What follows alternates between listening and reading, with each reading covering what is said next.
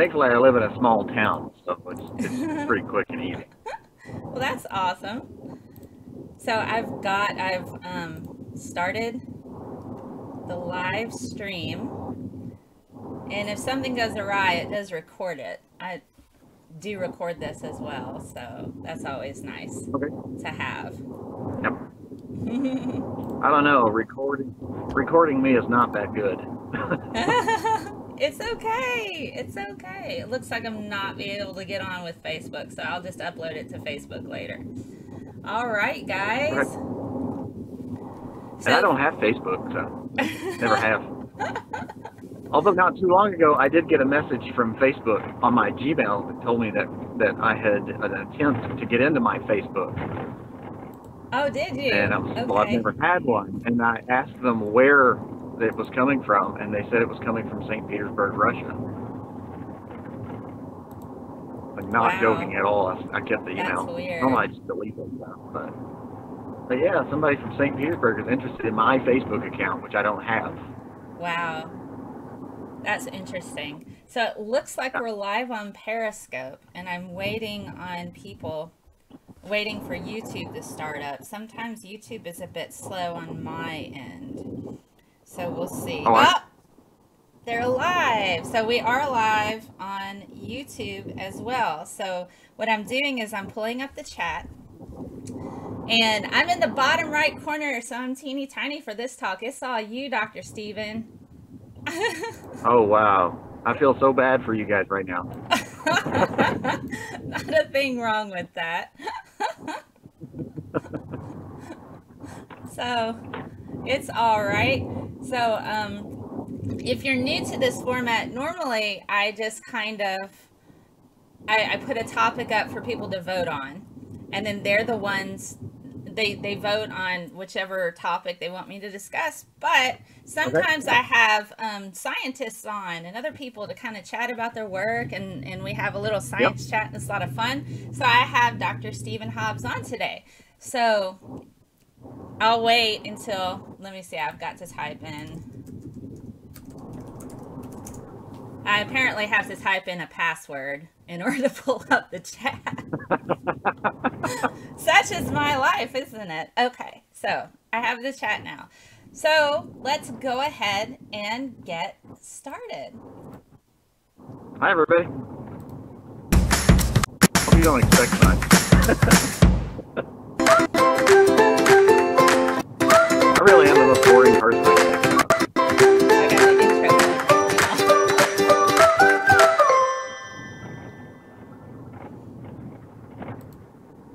So So here, just while I've had you on the phone getting this set up, I've driven from one side of my town to the other. wow, wow. You That's do how have a small it very is. Yeah. small town, so that's kind of cool.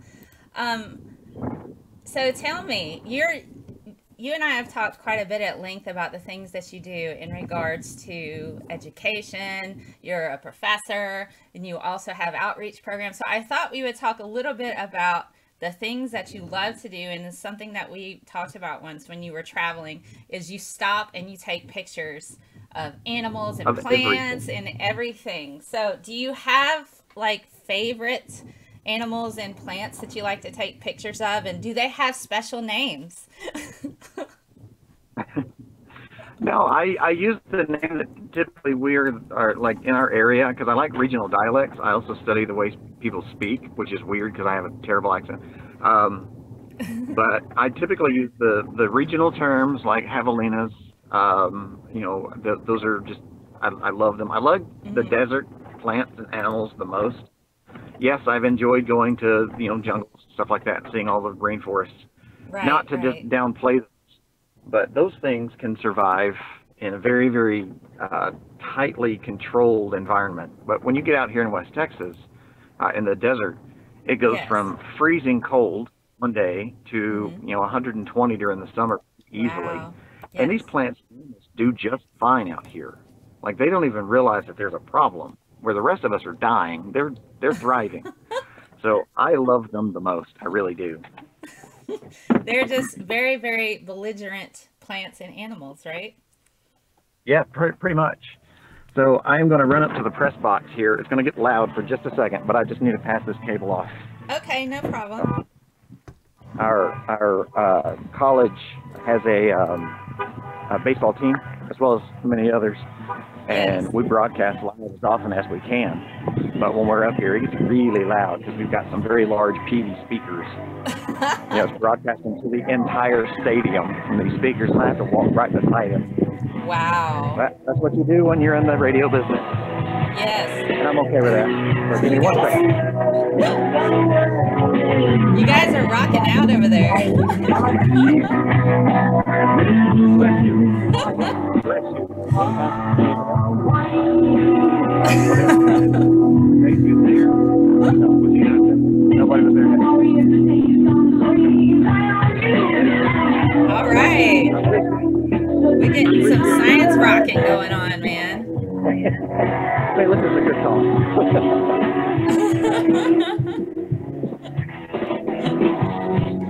Woo! Yes. All right. Sorry about that. Yeah! Just gonna rock out in my seat here while I drink my coffee. Happy I Saturday, typically try to science! provide a little bit of music while we're on a little intermission. That's quite all right. So if you're not familiar with Dr. Stephen Hobbs, he's on Twitter and he does all kinds of interesting outreach there where he tweets the pictures of the plants that he comes across and the animals and that sort of thing. So I wanted to talk a little bit about the type of work that you do. I know we had a discussion about your science outreach program and what it is that you're trying to accomplish with it. And you recently got funding for it. What is that about? Well, I do part of the LSAM grant, which is the Lewis Stokes Alliance for Minority Participation, which is open to everybody. But what we try to do is we try to get people into research from an undergraduate standpoint. Yes. That's where I started doing my research, was in undergrad. Yes. And it was such a pleasant experience, even though it frustrated the crap out of me while I was doing it. Looking back on it, it was one of the best experiences that I had in college. So I want more people to be able to do that. And I fell in love with it then. I'm still in love with it now. I like having the students, when they are getting their research and they're doing their research, I like getting them to understand that they are the only person in history to know that information at that point until they publish it. Yes. I get excited talking about it. I really do. I get all breathless and my heart rate goes up. It's basically a small anxiety attack. Well, but see, isn't that part of what makes research amazing, is that you've managed to sort out a thing and you're like, we did this, we got it together. Oh my gosh, all of this long, hard efforts of working, of all these late nights of getting everything done, we've done it, guys. It's such a wonderful That is exactly feeling. right. It is. And when you see the passion, when they finally realize what they've done, they just light up. And that's why I do what I do. Yeah, I mean, it's just, I have to say, even though I'm not heavy in research now, and I used to be, even in industry side, trying to sort out issues. I work closely with R&D, and we're always refining processes and things like that to make things more efficient and better and all that. And that's what I'm all about. And when you get something to work and people are like, it won't work, you're like, it's totally going to work. And you get it to work, you're like, see, I got it to work. And we just saved so much money, and we got all some time shaved off the top, and we got this down. Absolutely. It's like you want to run through the hall getting high fives all the way down. Yes, we've actually had a few of those, which I love. I really do. Because they finally got it. Like, they realized at that point in time that what they have, like, put all of those tears into, because they end up crying a lot, it didn't work. But when it finally does, and it works perfectly, it's flawless, and they just light up their whole personality shifts. It really and truly does. And you see these people get excited about something that nobody else is going to get excited about. Yes. It really, because it's this big on the scheme of things, but it's one more thing that adds up, and those small things add up to very large changes over time. Absolutely. They see it come together, and that's what makes me as excited about it and as passionate about it as I do.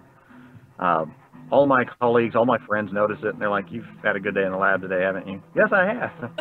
Have you smiling and you never smile? Oh, hey.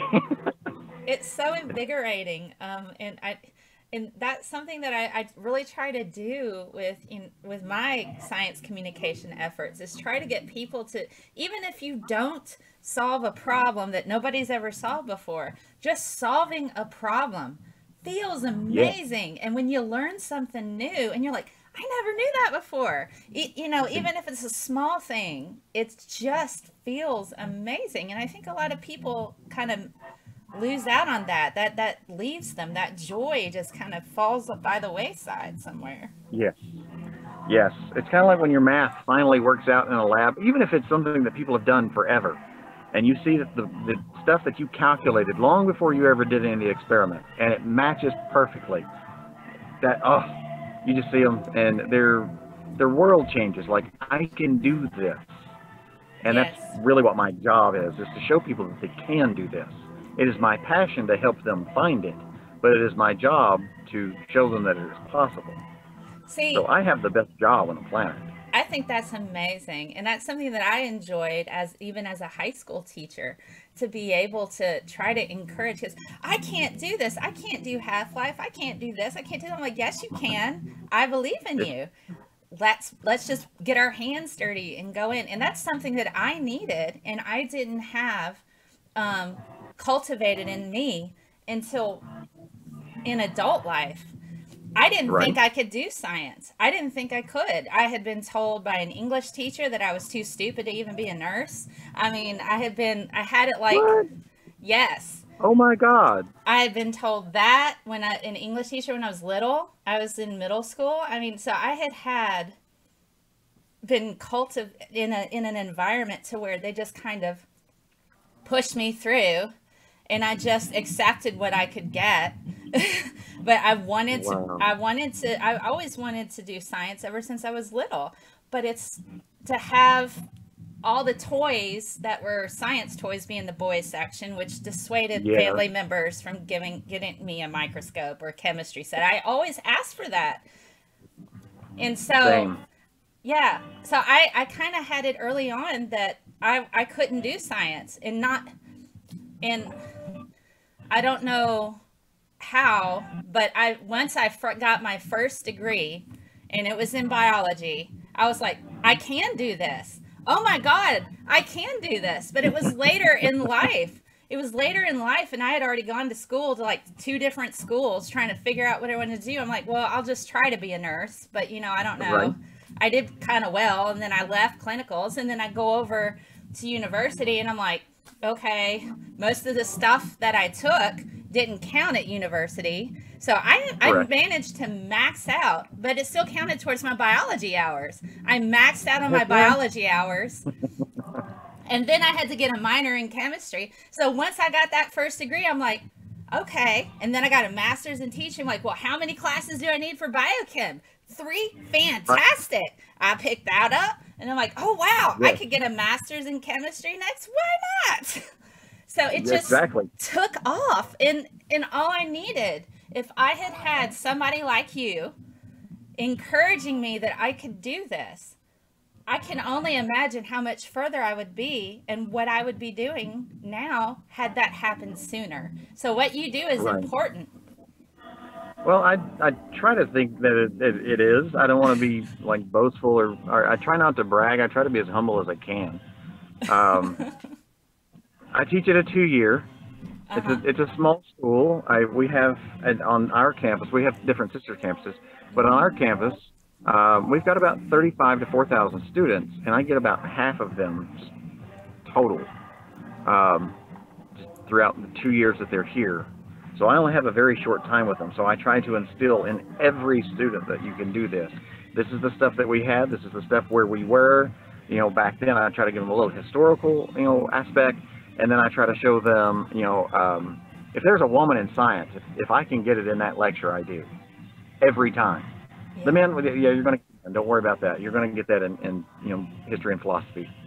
But the women in science really do show a lot, because, I mean, half of our students are female. In fact, in some aspects, there's a 70 to 30 or so percent male to female ratio. That's a tremendous amount of women, and they're being told, well, you should just go and be a nurse. Not that there's anything wrong with being a nurse, but Right. they kind of associate nurse with not being a scientist because science is hard. And I Yes. stare them dead in the face. I'm like, really? I try not to be intimidating, but there are times where I'm like, listen, you are messing up. They can go far with this. Let me try. Give me this much time with them. Let me try. And typically I get them into, master's degrees. So to this date, I've graduated 125 masters. That's So fantastic. granted, there's others, and there are plenty of nurses. I teach anatomy and physiology, which I love. Um, I try to look at it from a physiological standpoint and not just an allied health. Right. And I try to get them to go, don't just get your nursing degree. Get your master's in nursing. Yes. Go a little bit you had planned. That way you always have a job. You're always stable. You know exactly what you're doing, and you open yourself up to more opportunities. That's exactly correct. I think you might have frozen, and if you had, that's okay. I will fill it in. There you are. Hi. You froze for a second, but that's okay.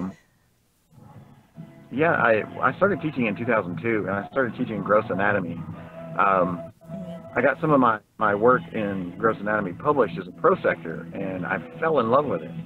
And I've never stopped since, ever. I've taught as much as I possibly could. When I worked for Dallas County, I actually got what they call it, 10 semesters. I got my 10 semester award in 3 years. Wow. So you taught over the summer. Yeah. In That's fact, rigorous. yeah, I loved it. I still do. I've never lost that passion for it, and I hope that I never do. That's fantastic. So what do you think is one of the biggest challenges you have in trying to reach people to encourage them to go further and engage and get involved in science, especially with not heavily represented groups?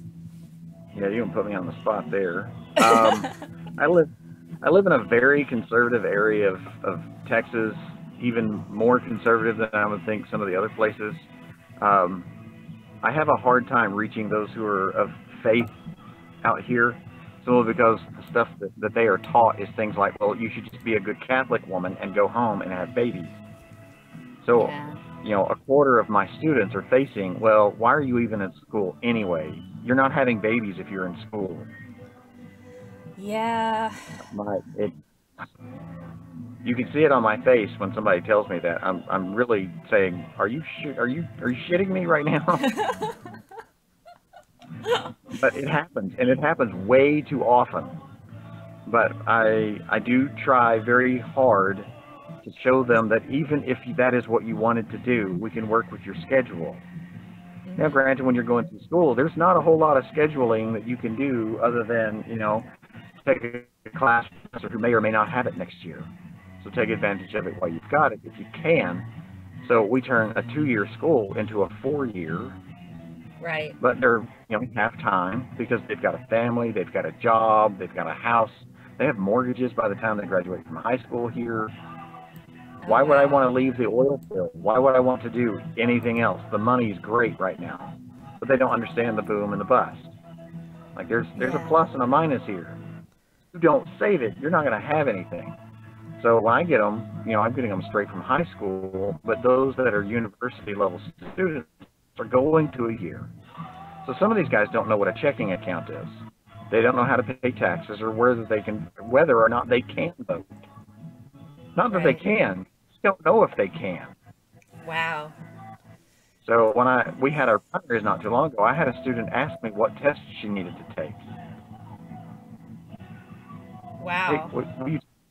her grandparents were from Mississippi back in the 1950s, and they have not voted in 3 generations because of the test that they used to have to take, a literacy test. Wow. They used to have, and see, that's something I did not realize that there was a literacy test in the past just to vote. Yeah. So these are the students that I'm working with.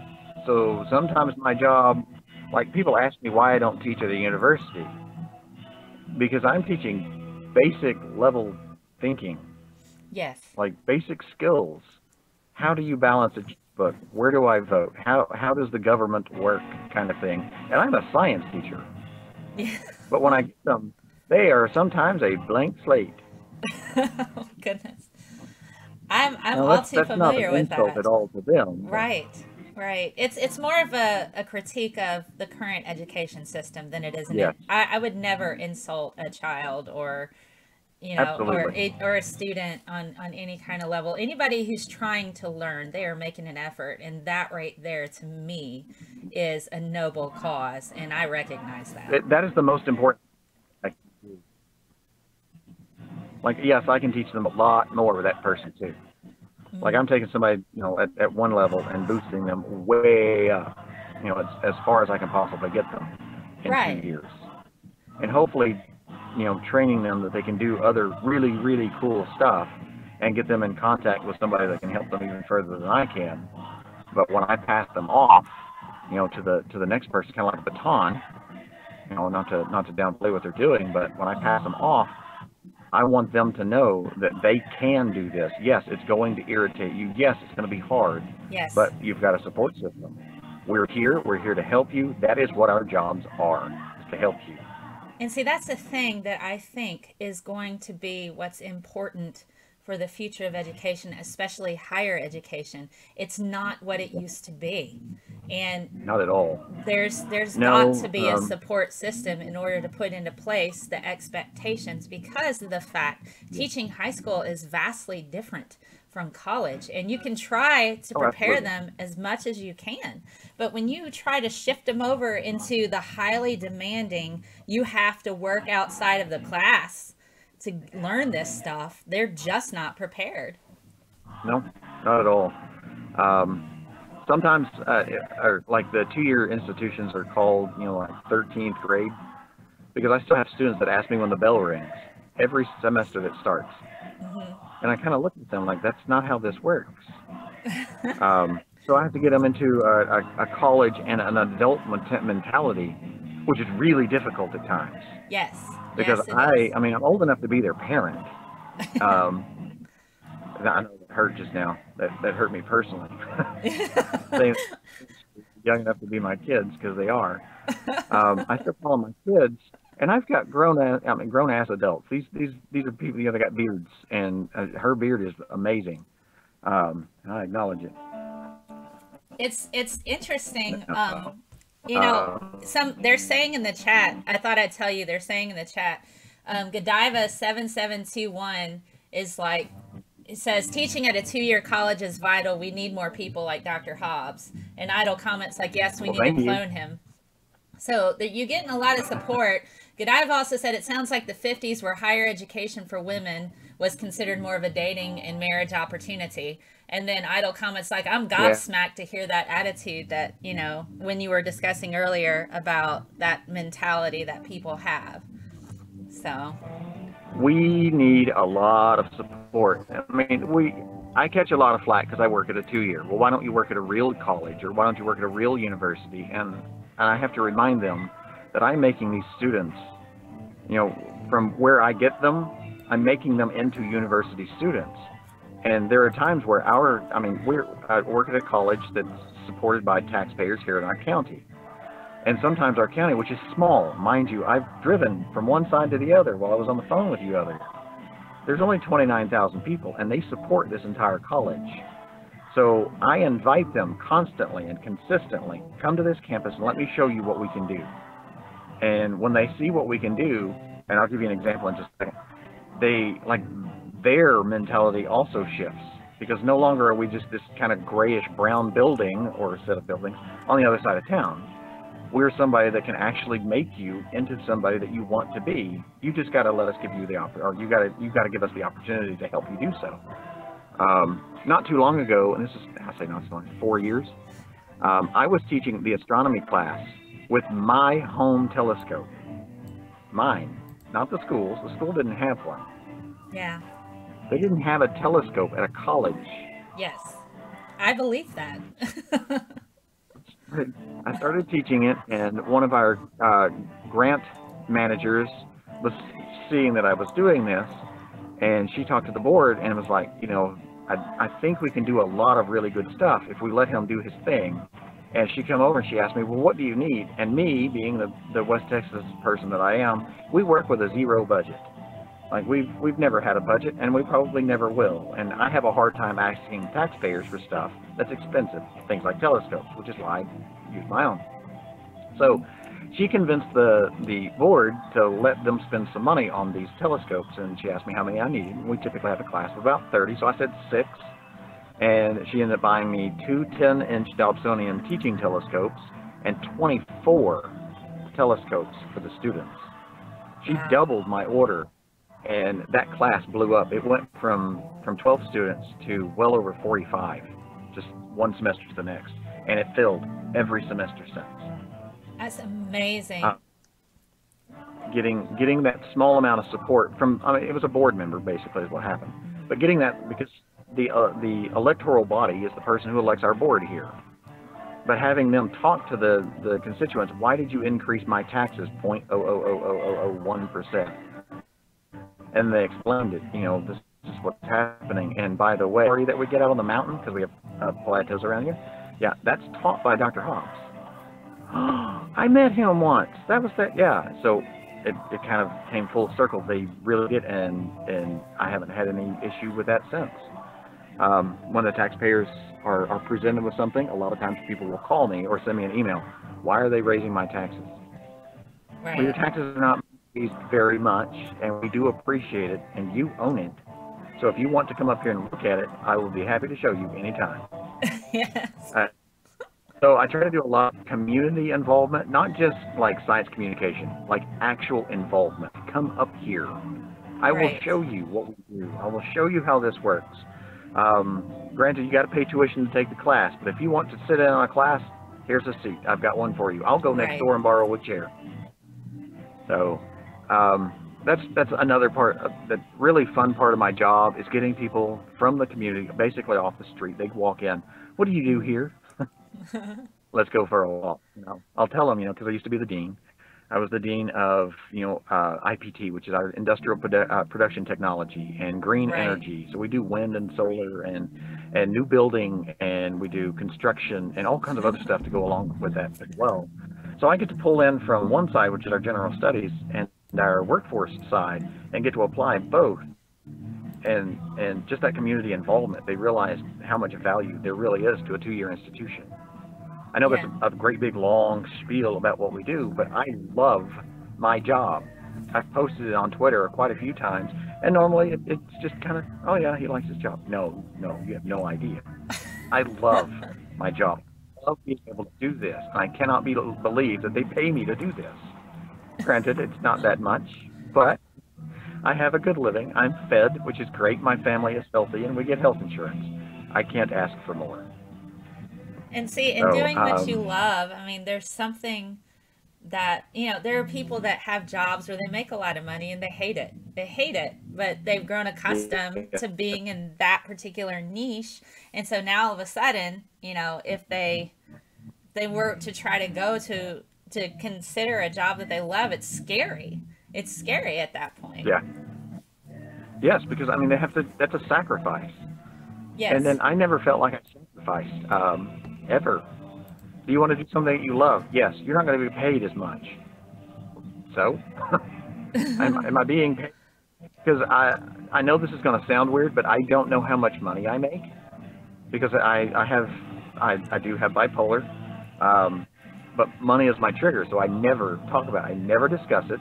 I know I get a paycheck and everything comes out of my account automatically. I have no idea how much is in there, but I know I've got an accountant that says you're good once a year when I pay my taxes, and that's it. That's the only time I ever check, ever. Somebody mentioned in the comments, they said your wealth is in improving the lives of people in your community. I will absolutely agree with that as humbly as I can. I try not to brag, and I don't. I really don't. But if somebody were to ask me what is one of the best parts of your life other than your family, my job. I mean, I don't know if you can see it, but there's the park. Oh, I And see. That's cool.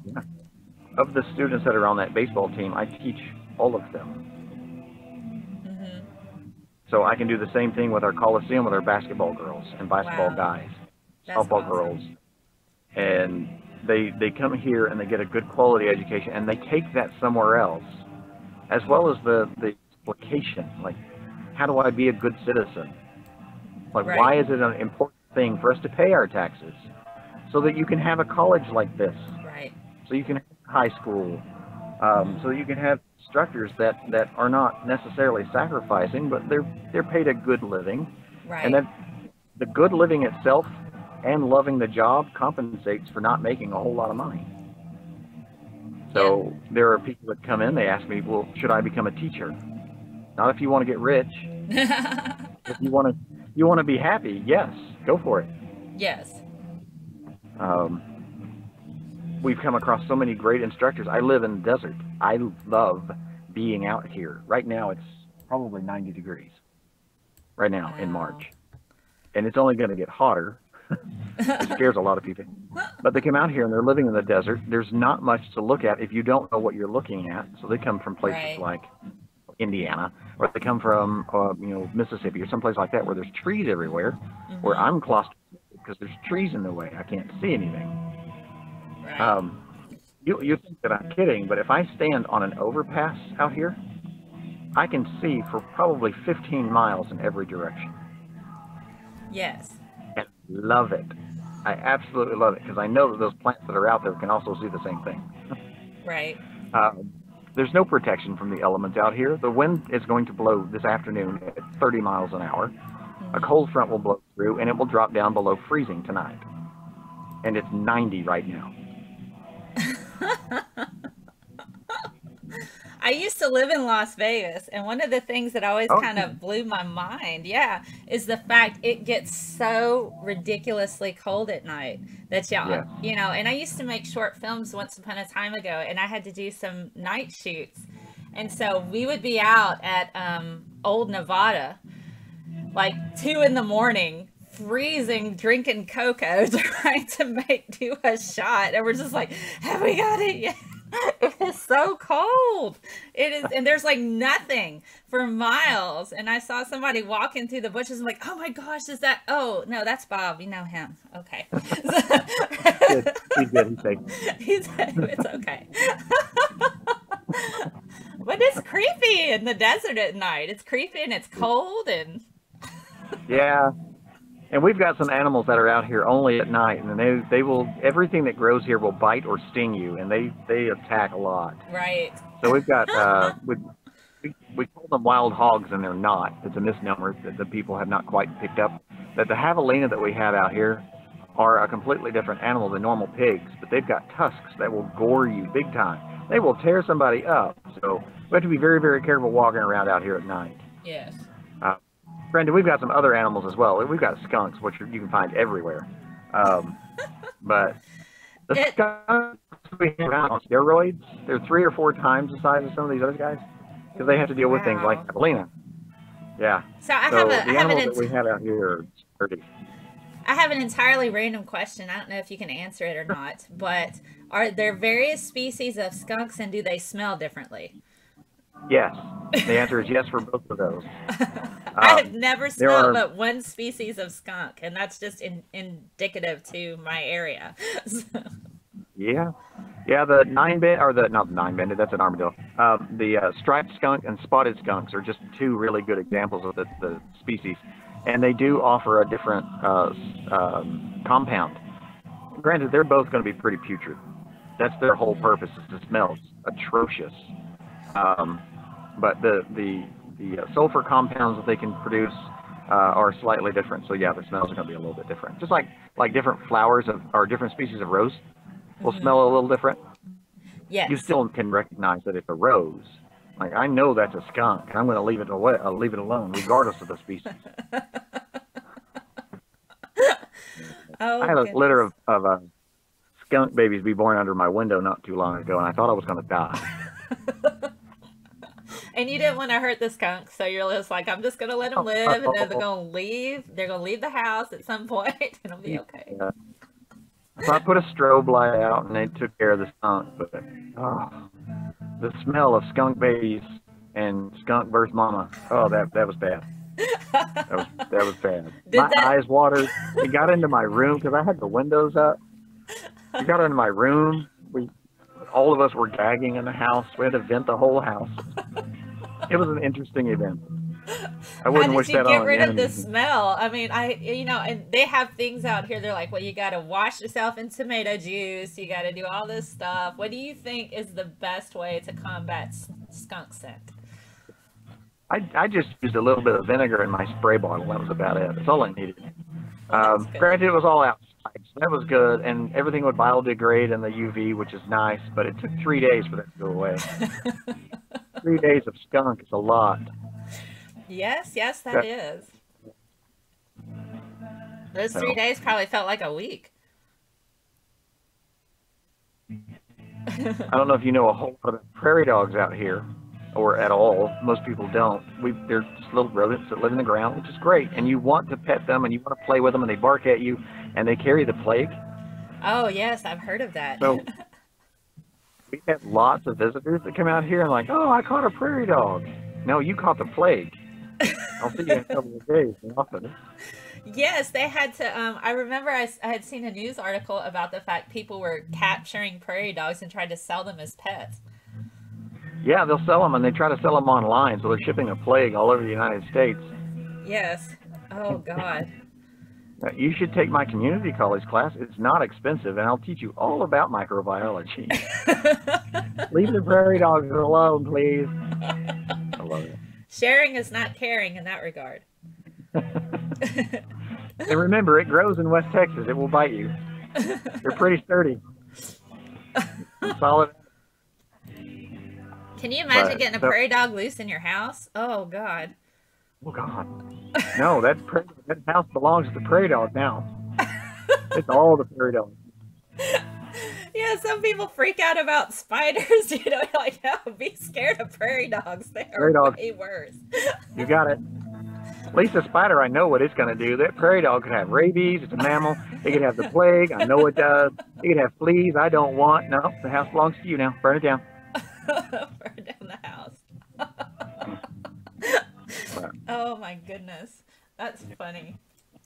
We have some interesting animals out here. If you know how to look for them, you can find them. But if you don't, there's nothing to look at. Now, we've got ringtail cats that look like ringtail lemurs, and we live in the middle of an oil field, so we have this tremendous amount of people coming in not from around here is the way I describe it. Yes. I look at them. You're not here, are you? No. I'm from Swindon. The hell did you end up out here? What did you do in life to end up out here? But they'll come out and they'll see these ringtail cats, which are a family member of the raccoon. And they're, oh, y'all have lemurs? How did y'all get lemurs out here? I just want to pat them. Oh, you poor soul. That's so we need to work on your observation. But the reactions I get from people, they'll bring me a dead animal they found on the road. Can you tell me what this is? Yeah, it's dead is what that is. Oh, my God. Why didn't you leave that on the road? Did you stop on the highway? Please tell me you didn't stop on the highway. Yeah. When I taught high school, one of the things that I would do, because I had a stereo microscope in my classroom, and so I always left it. Yeah, so I had a stereo microscope, and so what I would do is I would take either arachnids or I would take insects, and I would put them in alcohol and euthanize them, and then I would stick them under the microscope and let people look at them, because a lot of times these students had never seen the intricate details on like spider legs or spider eyeballs and stuff like that. So one day I had like, I think it was probably a wolf spider, you know, and I had drowned it in alcohol, and then I put it underneath the microscope, and I said, okay, guys, we're done with our talk. Who wants to look at spider eyeballs? They're like, whoo, I do. And then one student raised their hand. I looked at them, it's like, yeah. And they go, where did you get spider eyeballs? I said, I left them on the spider. That's awesome. I was like, no, Yeah. I got like little itty bitty tweezers and just plucked them out a little at a time. So I left them on the spider. But then students started saying, so there's this like mouse that we caught in our house. You want me to bring it to you? And I said, no. I don't want mammals. Don't bring me any pollinators. You can bring me insects and you can bring me spiders. That's it. Do not bring me pollinators, any kind of complex animals. So the weirdest thing that I've been, while you're talking about bringing me stuff, the weirdest one I've been brought so far was a human foot. Wow. Yeah, I said that.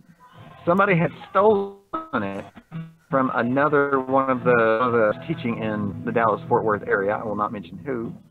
Everything was returned, but somebody thought, well, I'll just take this home and study it. And apparently, according to the court records, they thought, oh, I shouldn't have taken a human foot. So they tossed it over somebody's fence. Granted, they did not get thrown in jail or they paid a hefty fine for this, but yeah, it ended up in some lady's yard, so they brought it to me. The lady's daughter was my student, and she brought it to me in a bag and was like, can you tell me what bones these are? Where did you get this?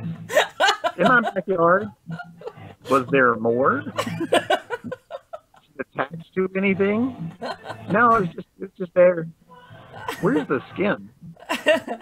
So I looked at it and I noticed that it had been professionally dissected. I was like, well, that's a human foot. So I called around. I was like, is anybody missing a foot? Because I think we've got some human trafficking going on. And it was reported that somebody had taken somebody's human foot. Like, this is so bad. But I'm just imagining them taking that home and looking at, sitting a human foot down on their table and thinking, yeah, I should be able to study this. I'll know it from the test.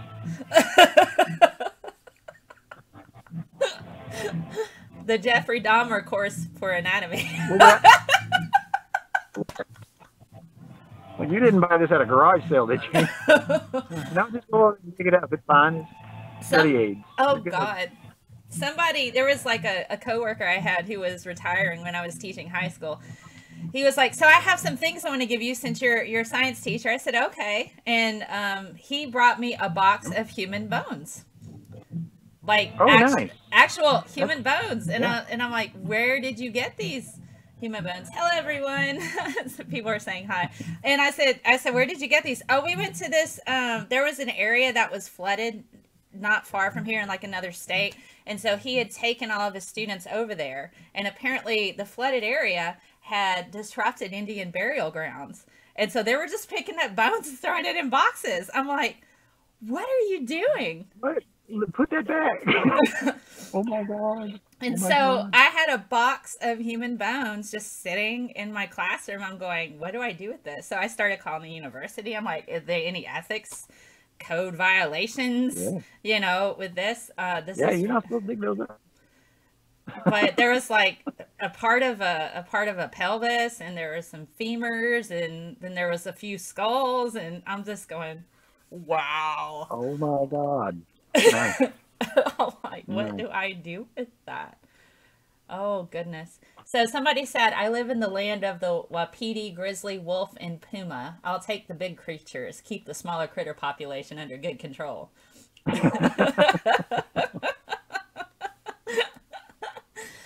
Oh, goodness. I called. Okay, so somebody said I need to return them to the tribe. I said I called the local university and asked them if they would please take these bones and return them. And they said they wouldn't do it. I didn't know what I needed to do. Yeah. So I didn't even know which tribe it is. And especially out in this area, because there was so much in the way of migration, it's hard to know which burial ground is associated with which particular tribe of Native American. So, I mean... Right.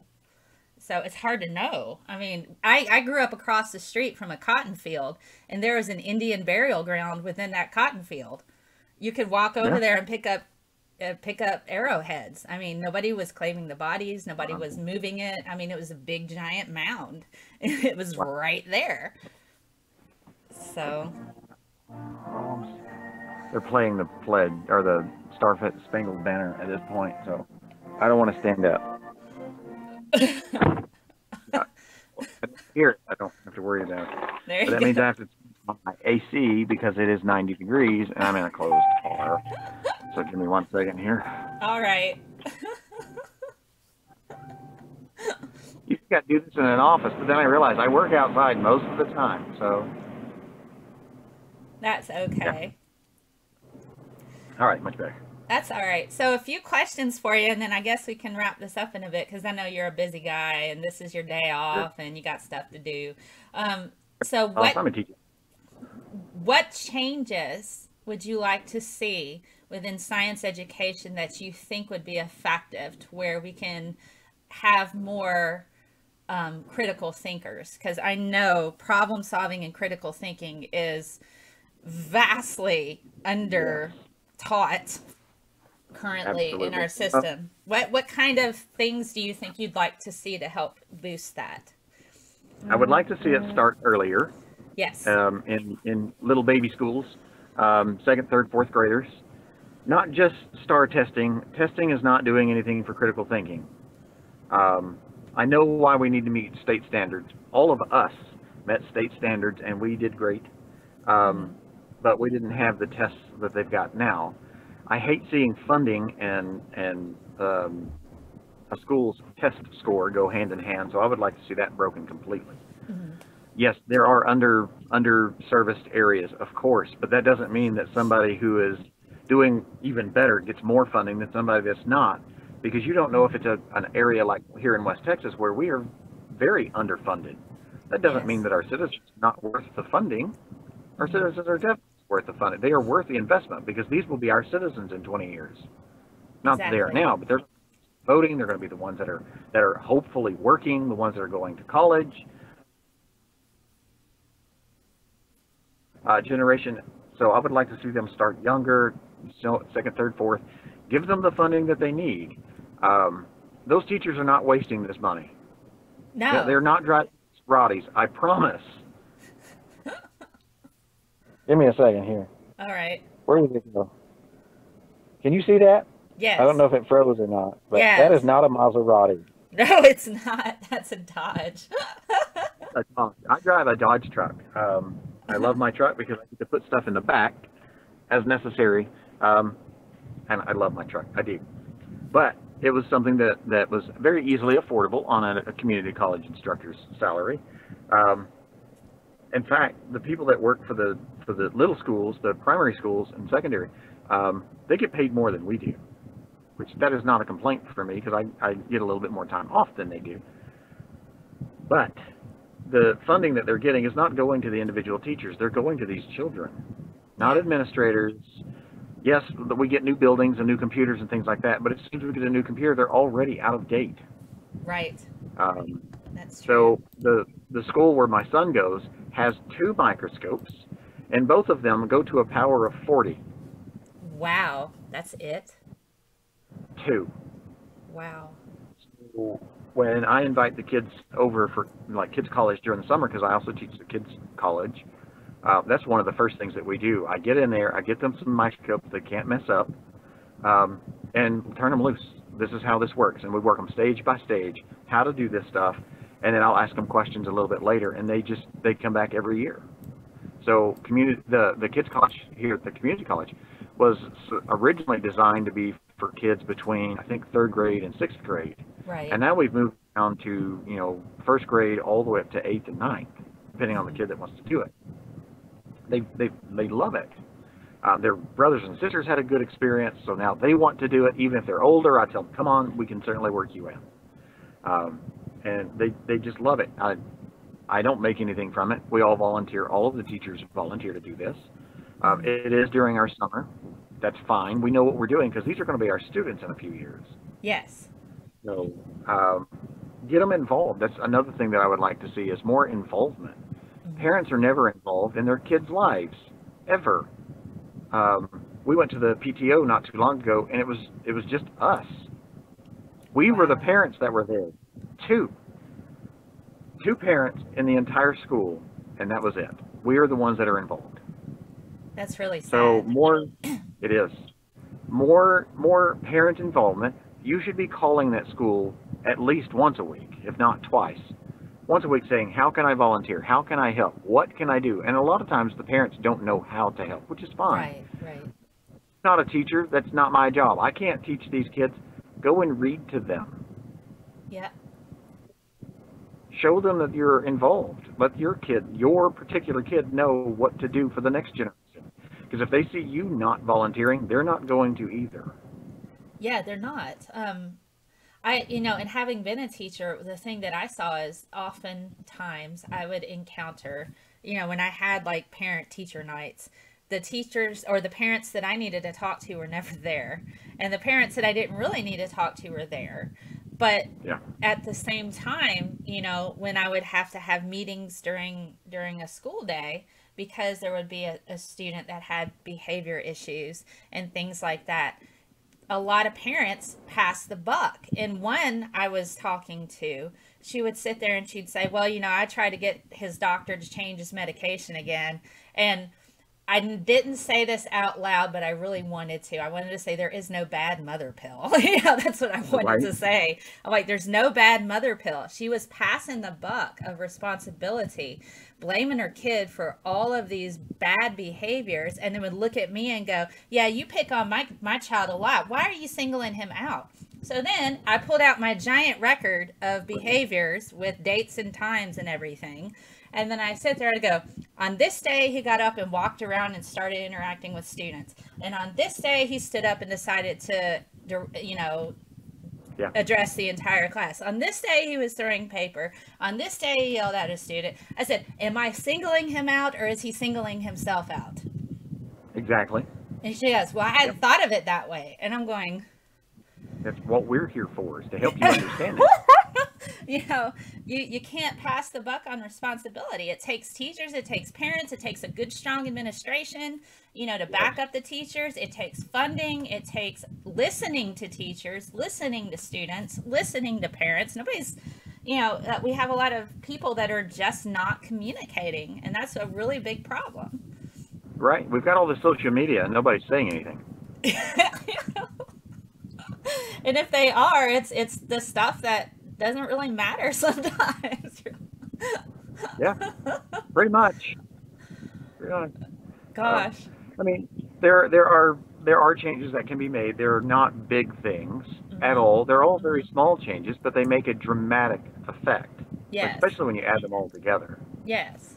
Now, I do understand you cannot volunteer at your kid's school 4 days out of the week for 8 hours. Right. But 30 minutes every now and then. Let your job know, hey, on the 27th of next month, I'm taking my lunch early. I'm going to stay late so that I can go and volunteer at the kid's school. Nobody's going to fire you for that. No, not at all. And if they do, they have a bigger problem. Yes. And a lot of companies do offer personal days, and that, and they're able to utilize those and go to a school. And if you can't, sometimes they do have other activities on the weekends for students that are participating. So you can go to Saturday school. You can, you can go and help work with kids, read them a story, or, give the teachers that are working on Saturday a little bit of break, or just be present in the room with them. So you can kind of see, oh, this is how children act at school. Exactly. It's a bit of an education, but it doesn't take that much just to help out a teacher, Yeah. I've done that, actually. I went on a Friday because my kid kept getting in trouble. Now, I'm not saying my kid is perfect. He has gotten in trouble plenty of times. Don't worry. But it was the types of behaviors he was exhibiting that doesn't seem right. Something wasn't right at all. And when I went on that Friday, I realized that he was kind of bending to peer pressure. My poor son, he gives in to peer pressure very easily. We're working on it. It's taken a while, but if somebody else is doing it, he wants to. So the other kid was talking nonstop, continuously, and that teacher yelled at him while I was standing there 19 times, almost 20. I counted. And then Brandon, my son, was also getting in trouble because he was talking to the other person talking to him. And even though the teacher was getting him, so they were both getting in trouble. Yes. So we moved him, and they were talking across the room. So then we moved into a completely different class, and we haven't had that issue again. But that same child from the other class has gotten more in trouble from the other class. So I was wondering, what can that teacher do, and what can we do to help you with that? So now they've got a teacher's aide that helps out with that one particular child. Yes. Calm him down. Right. Well, I guess we should probably wrap up here. We've been on here almost an hour. It's been a joy talking to you, Dr. Hobbs. I'll have to have you on again sometime soon. Thanks for tolerating me. Tolerating? We have fun when we talk, I think. Yes, we do. I think we do. I think so, too. So, well, to everybody on Periscope and YouTube who kind of watched. Yes, and I keep these videos up forever, so if you have any questions for Dr. Hobbs, you can either mention it on YouTube in the comments or hit him up on Twitter. He's on Absolutely. Twitter, so...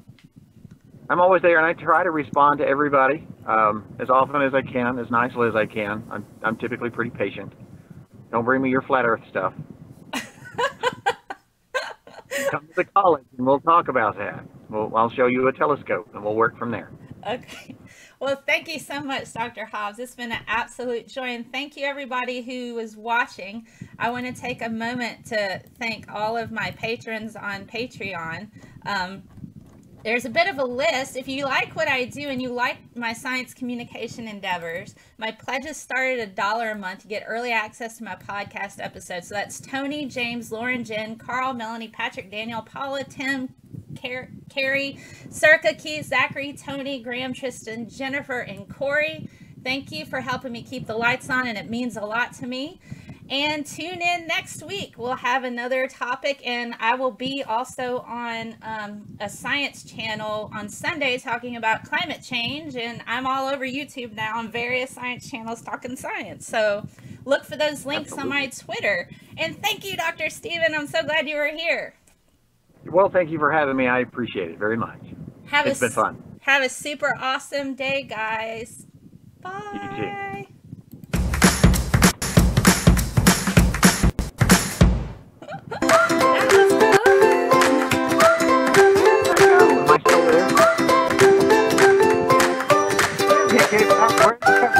Give me a minute.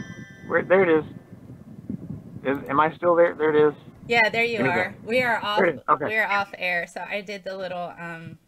I did our little thing. Everybody said thank you on YouTube and Periscope and stuff. So you'll be able to check out those videos either on Periscope or YouTube or whatever, and I'll upload it onto Facebook. So people will be able to see that there too. If you'll post a link in Twitter, I'll retweet it. Awesome. Well, I've got to go because I've got to go see my sister, but I've had a blast talking to you. Likewise. I appreciate you having me. Awesome. Well, you enjoy your Saturday, and I hope you and your family have a good weekend.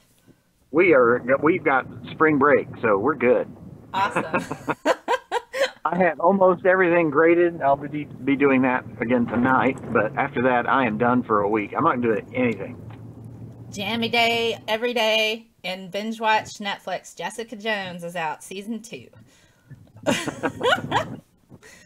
Well, thanks again. Well, don't have too much fun without me. Okay. Have a great day. You can talk to you later. Bye. Bye.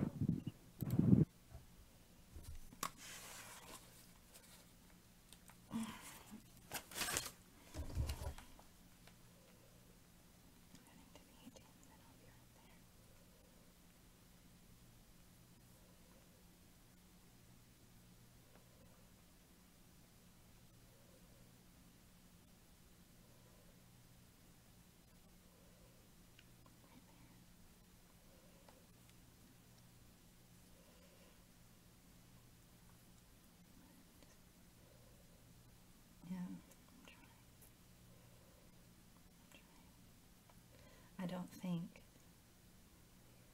many realize how often I encounter awful people. That some days it is just exhausting when it's a constant onslaught of ugly.